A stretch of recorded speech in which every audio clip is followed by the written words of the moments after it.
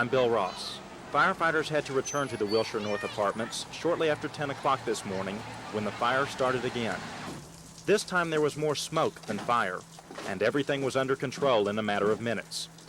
For the people who lived in the 6 damaged apartments, today was a day of cleaning up and moving out.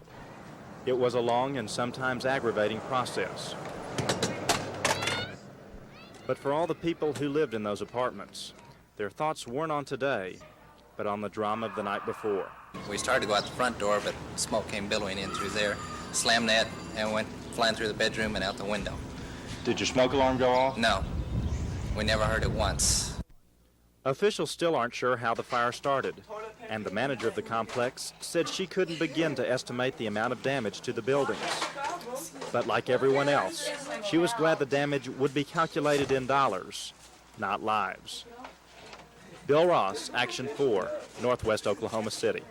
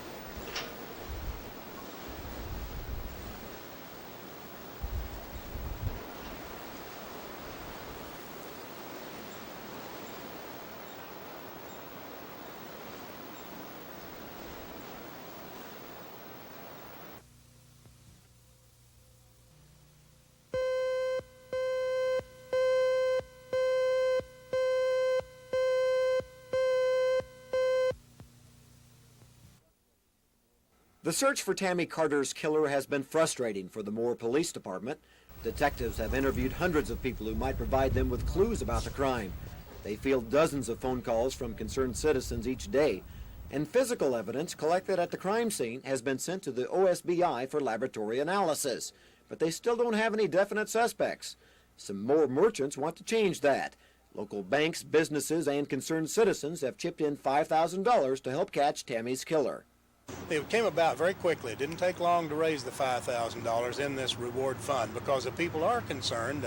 It's something. It's kind of frightening, to have an occurrence of this nature in what we thought is a relatively secure bedroom community. And so the concerned people, the business community, wanted to do something to let persons know that we are concerned. More police detectives say the fact the case has not been solved in 2 weeks does not mean Tammy's killer will never be brought to justice. The Sirloin Stockade homicides in Oklahoma City.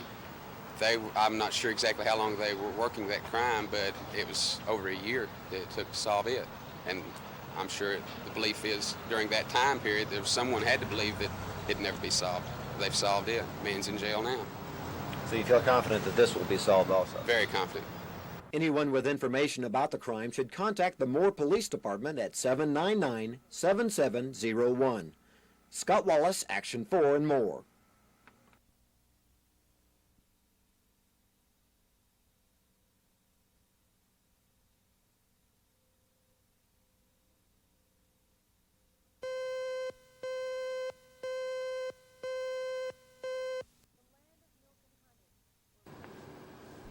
The land of milk and honey, where bright expectations sometimes die. And the hardships of being a refugee in a foreign land become a dark and dreary nightmare. The dimly lit hallway leads to the room of a Cuban refugee whose American dream has faded.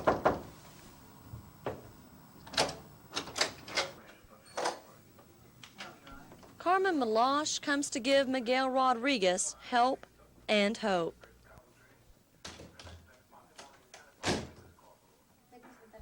Miguel lives with a friend, but his family is thousands of miles away. He is disabled. Poor circulation in his hands create massive open sores. Miguel is out of work and longs for his home.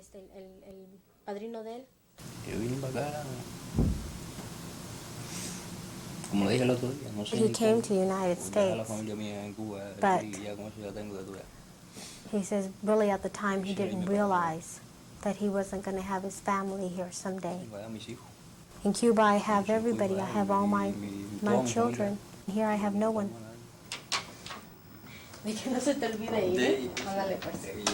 Miguel hopes the door of opportunity in America is not forever closed, but for him and thousands of others like him, the long road ahead is a struggle for survival. Debbie Mash, Action 4.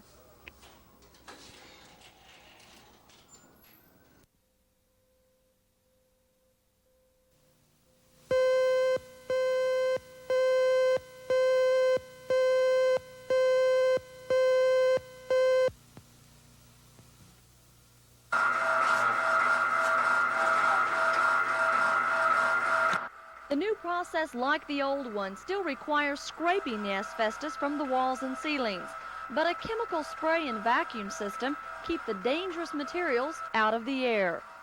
The chemical sprayed on the asbestos causes its particles to adhere to one another, eliminating the costly and lengthy need for decontamination chambers. And according to the inventor, this makes his system safer than most. The chemical, by engineering companies' test, eliminate 80% of the airborne particles that falls into the air, and it goes right into the vacuum. So that means that less hazardous material get into the atmosphere or the environment, where otherwise it just falls to the floor and it's very hazardous to the workers. Chappell claims his method is less costly in the long run, averaging $2 to $3 a square foot. A small price to pay, he says, for saving children and others from the long-term health effects of inhaling the dangerous material. Debbie Mash, Action 4 at Central State University.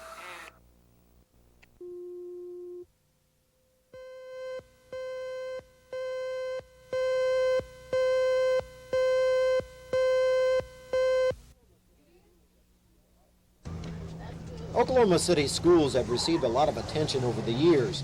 3 years ago, the system grabbed national headlines with a prolonged teacher strike.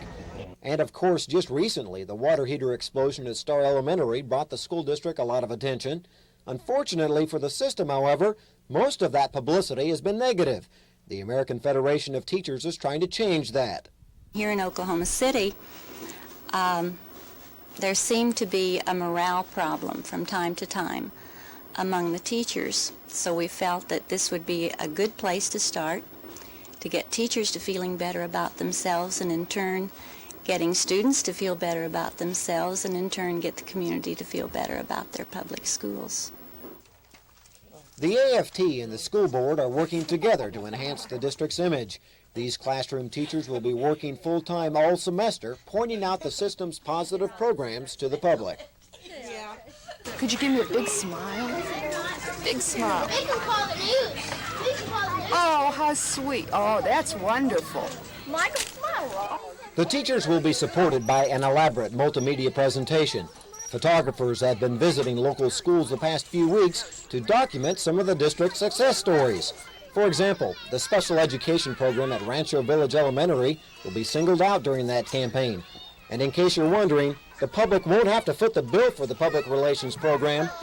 The National Office of the American Federation of Teachers is picking up the $30,000 tab for the teachers' time. Scott Wallace, Action 4, Southwest Oklahoma City.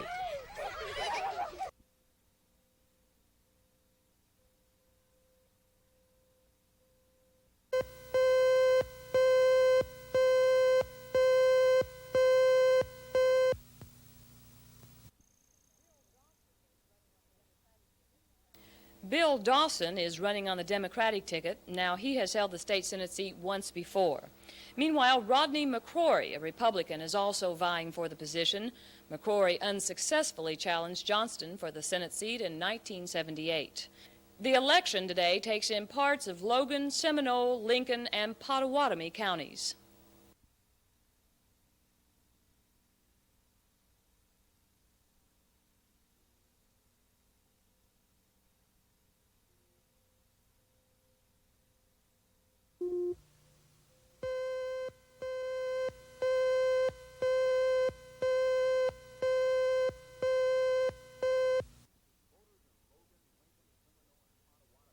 Voters in Logan, Lincoln, Seminole, and Pottawatomie counties straggled into voting precincts yesterday. They had two choices on the ballot. Bill Dawson was running on the Democratic ticket, and Rodney McCrory was the Republican candidate.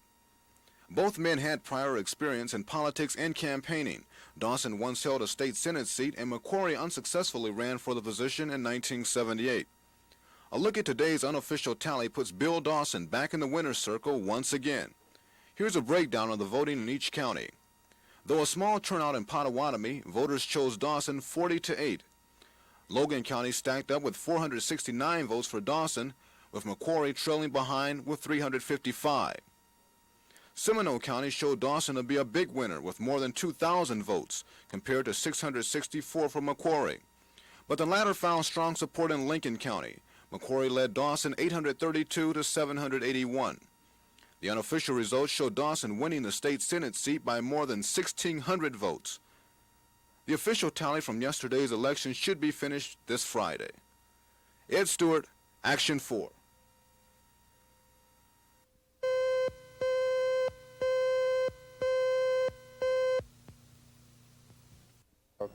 Not intentional in any case, but misreported.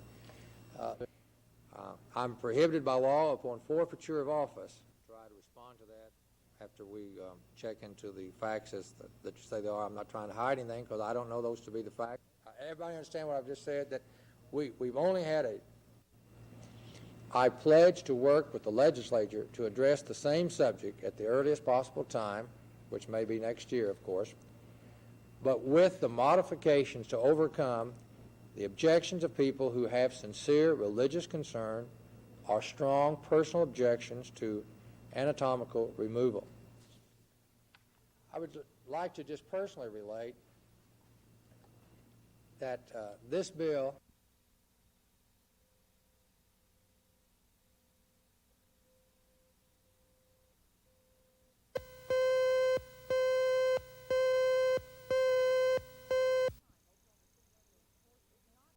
For the first time, Oklahoma City's police force is not demanding straight wage hikes. Instead, they're asking for roughly a 15% increase in funds to be used to inspire career incentive.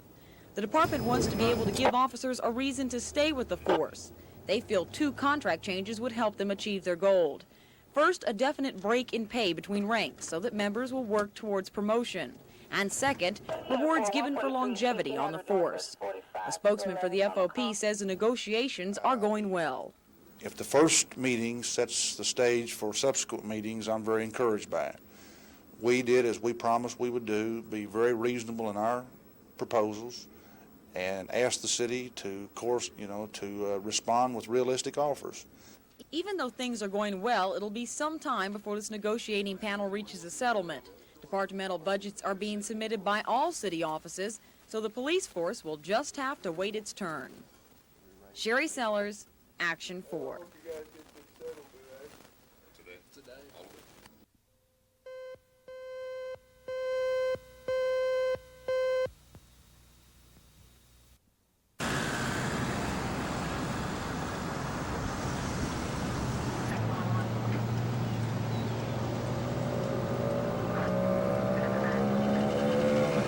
And while we were talking about the violations she'd committed and nearly causing a serious accident, she seemed somewhat distraught at the time, and upon further questioning her a little bit, she abruptly put it in first gear, and took out.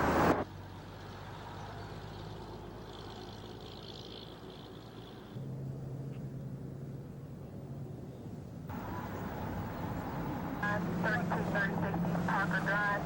914446.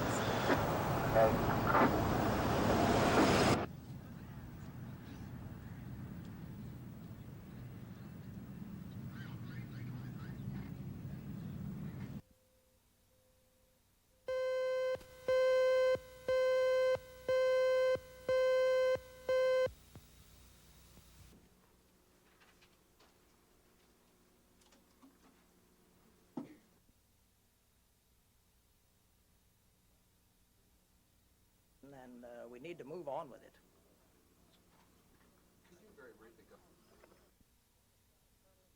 Marking on screw heads and internal inspection indicate the thermostat on the Republic tank had been opened in the field. Comments by school maintenance personnel indicate this was a common practice, the purpose being to recalibrate the thermostat to allow for higher temperature settings. The upper limit control failed because X-ray and internal inspection revealed the upper limit control had been opened in the field. We conclude that an attempt had been made to adjust the control. Misalignment of the control spring indicates that the control ceased to function as the mechanism would not seal off the flow of bleed gas.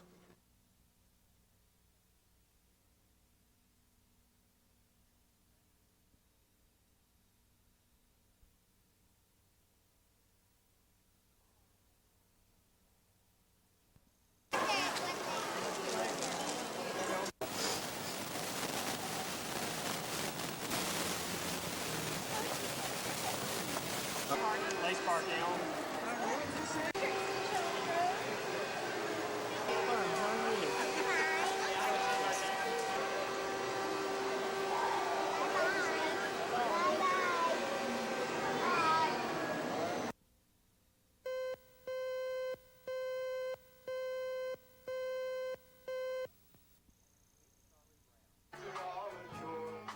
Meet Charlie Brown. Charlie's turning 101, and his family threw a big party for him.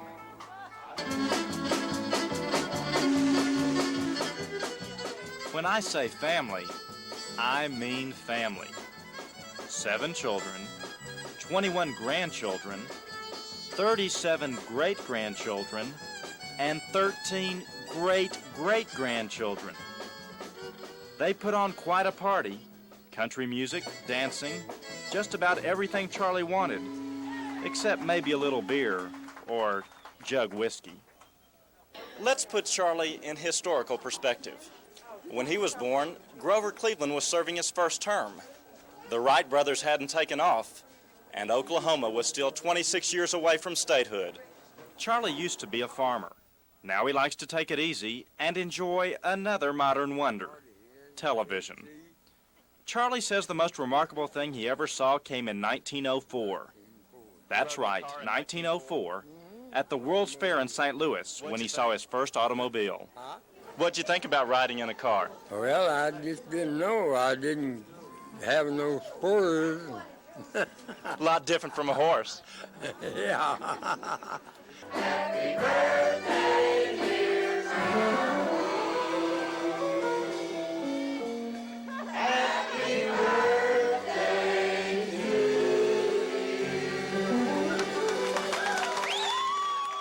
Bill Ross, Action 4 in Norman.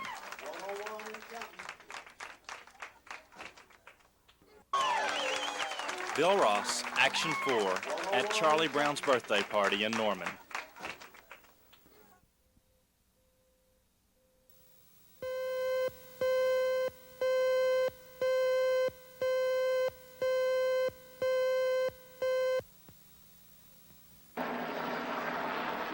Two Tulsa police officers were killed instantly when their helicopter crashed last weekend. Pilot Chance Whiteman III, seen here, was one of the men. He was a strong supporter of the police helicopter program. Whiteman and his assistant Kelly Smith were assisting other officers in chasing a speeding driver when the aircraft went down. They were using an Oklahoma City police helicopter. In fact, it was exactly like the helicopter seen here on the right. Police and maintenance crews do all they can to make sure the helicopters operate properly. Daily checks are made to ensure helicopters are safe for police to fly in. Although the official cause of the accident has not been released, it does not appear to have been due to any fault on the part of the maintenance crews. Yet the pressure has increased on those who are responsible for the helicopter upkeep. Oklahoma City Police stand by their record, which they say speaks for itself. We, of course, have been operating helicopters for 10 years, since 1972. In those 10 years, we have logged nearly 20,000 hours of accident-free flight. I can think of only 2 occasions in which we've had power failures while airborne. In both of those situations, the pilots landed the aircraft safely without any damage to the aircraft or injury to anyone. Police are saddened by the recent helicopter crash, but say it will not deter their use of helicopters when needed to do a job. Ed Stewart, Action 4, Oklahoma City.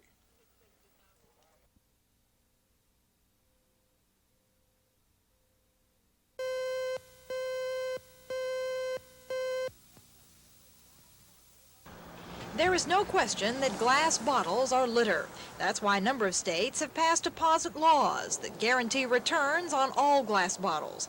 Oklahoma is not one of them, but Oklahoma does have a glass recycling center, which opened downtown. For a half a penny a pound, people can bring their glass bottles here, and they will be recycled to make new glass bottles. Governor Nye appeared at the Trans World of Oklahoma plant to praise the efforts of 5 leading glass manufacturers in the state to work together to do something that would help their business and the consumer. And hopefully the participation of the consumers will try to do its best to help with several problems that we have: litter, beautification, right-of-way problems, whatever it might be. On the other hand, having the opportunity to financially improve themselves. But some people have doubts a half a penny for a pound is going to make much difference to the environment. In other words, it would be far too time-consuming for someone to bother with in order to pick up a little extra cash. There will be a few people that are willing to go out there for a half cent a pound and pick up glass bottles, but you'd have to get a whole pickup load to get $10. It's not very profitable at this stage. Jameson thinks the whole thing is political, with leading glass manufacturers wanting to avoid deposit laws which could force them out of business. Bella Shaw, Action 4, downtown.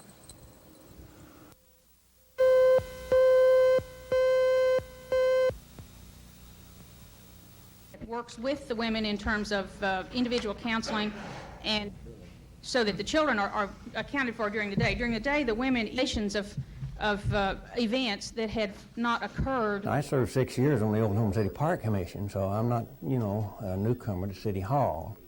I understand the workings, and I've been acquainted with most of our city councilmen, and I think I can work with them. I feel like that my past accomplishments and service to the community qualify me to sit in that vacant seat down there.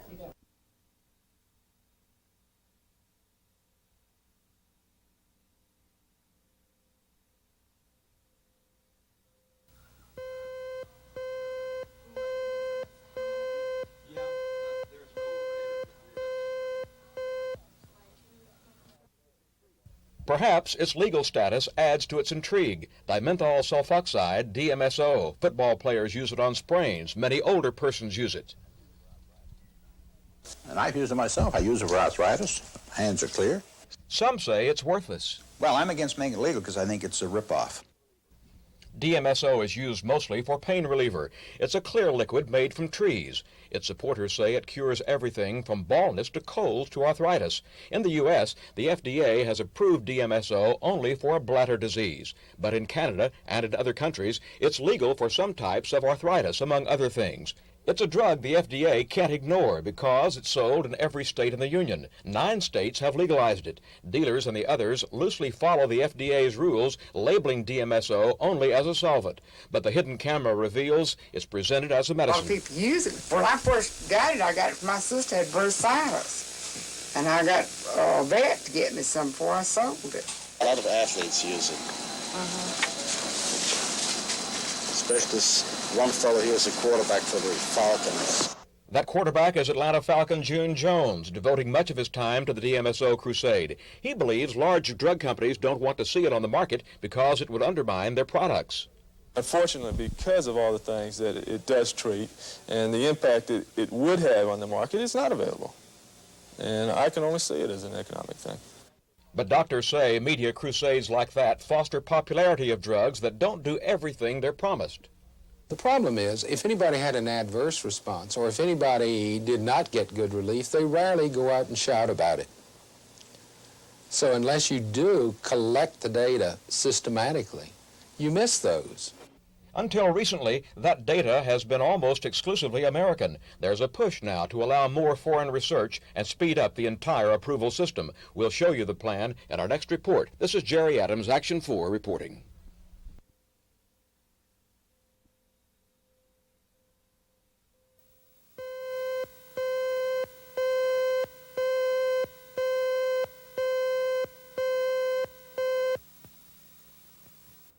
I don't feel that the mill levies should be tied in with it. And for that reason, I didn't want the two elections on the same day, because I wanted people to be able to vote how they felt, their own convictions.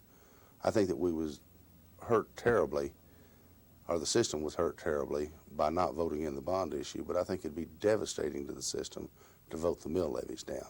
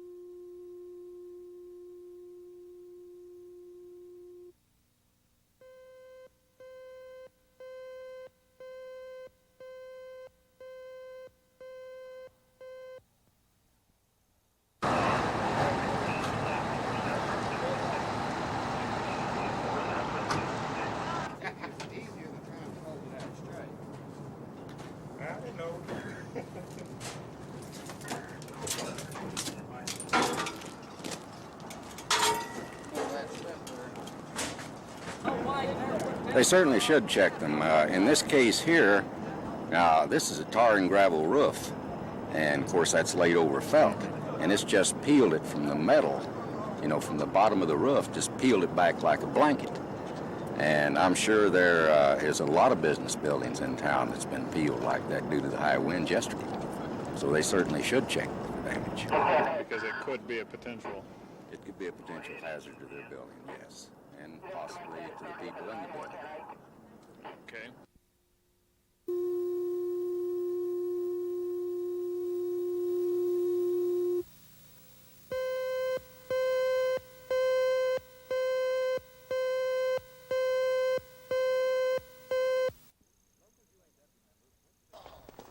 Local UAW members went to the Capitol Hill Sports Arena to vote on the contract. If approved, the union will give up its 3% annual pay hike, defer cost of living increases, accept fewer paid personal holidays, and allow GM to hire new workers at a lower wage rate than existing employees receive. The contract does not call for a pay cut. Auto industry analysts say the total package of concessions could save GM between $2 and $3 billion during the 2.5 years the contract would be in effect. In return, GM agreed to establish a profit-sharing plan and to try a lifetime employment program at 4 plants. For employees with at least 10 years of experience, there was an added sweetener. They'll be guaranteed at least 50% of their gross pay until age 62 if they're laid off because of a plant closing.